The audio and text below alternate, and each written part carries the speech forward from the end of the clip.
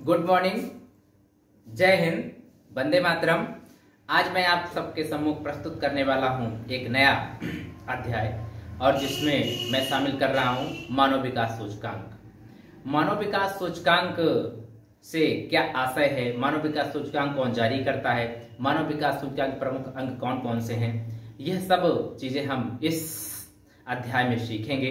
तो सबसे पहले तो हम ये जान लें कि मानव विकास सूचकांक क्या क्या अर्थ होता है।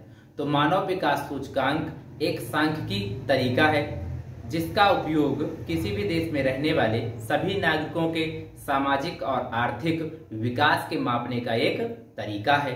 अब मानव विकास सूचकांक को इंग्लिश में क्या कहते हैं, तो मानव विकास सूचकांक को इंग्लिश में ह्यूमन डेवलपमेंट इंडेक्स कहते हैं। अब इसको शॉर्ट फॉर्म में क्या कहते हैं, तो इसको शॉर्ट फॉर्म में कहते हैं HDI। अब आपसे कभी कभी क्वेश्चन पूछता है HDI का पूरा नाम क्या होता है, तो आपका उत्तर होना चाहिए ह्यूमन डेवलपमेंट इंडेक्स। अब यहाँ पर एक और क्वेश्चन बन जाता है और वह यह है कि मानव विकास सूचकांक कौन जारी करता है। तो मानव विकास सूचकांक जारी करने का काम UNDP का होता है। किसका होता है? UNDP का होता है। अब यहाँ पर एक क्वेश्चन और बन जाता है कि UNDP का पूरा नाम क्या होता है, तो UNDP का पूरा नाम होता है United Nations development programme.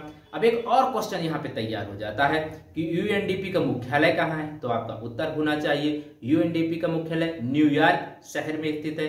New York संयुक्त राज्य अमेरिका में स्थित है। अब आपसे क्वेश्चन यहाँ पर एक और बनता है और वह यह है कि मानव विकास सूचकांक में शामिल प्रमुख अंग कौन कौन से हैं। तो मानव विकास सूचकांक में शामिल प्रमुख 3 अंग होते हैं। पहला शिक्षा, दूसरा स्वास्थ्य और तीसरा प्रति व्यक्ति आय। यह क्वेश्चन कई बार पूछा गया है बोर्ड की परीक्षाओं में, इसलिए यहाँ पर इस क्वेश्चन को आप विशेष रूप से ध्यान रखेंगे।